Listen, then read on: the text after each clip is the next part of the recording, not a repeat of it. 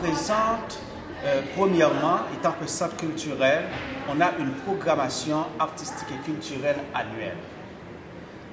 Cette programmation artistique et culturelle annuelle est composée de plusieurs volets. Premièrement, c'est une série de spectacles qu'on présente pendant l'année. On célèbre la semaine des rendez-vous de la francophonie, habituellement à la fin du mois de mars. En plus, nous avons la Saint-Jean-Baptiste, qui est une fête canadienne-française qu'on célèbre au mois de juin. On essaie de présenter au moins une pièce de théâtre aussi par année. Des fois, on présente 2 pièces de théâtre.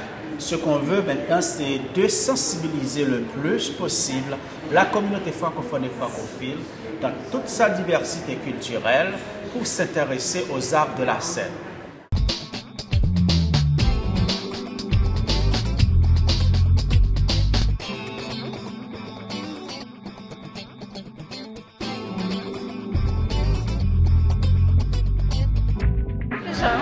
Le Cercle des copains de London, c'est un organisme pour les personnes d'expression française de 45 et plus. Nous avons une biblio-échange pour tous les gens qui peuvent lire en français. Nous avons environ au-dessus de 600 livres. Il y en a beaucoup des best-sellers, des auteurs canadiens, français, québécois. Et puis, pour être membre du Cercle des copains, c'est une membriété de 10 $ à tous les années. Mais nous avons, c'est compris, nous avons beaucoup d'activités avec ça.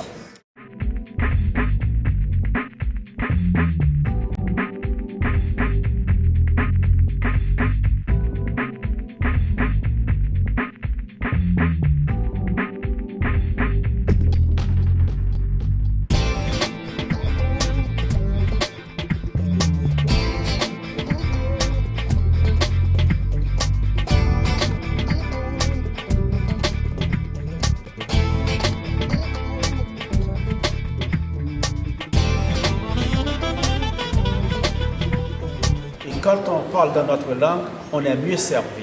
Alors c'est pourquoi la francophonie, c'est super important de le renforcer, c'est super important d'avoir des services en français, c'est super important de continuer à avancer dans notre cause francophone pour que le français soit un fait.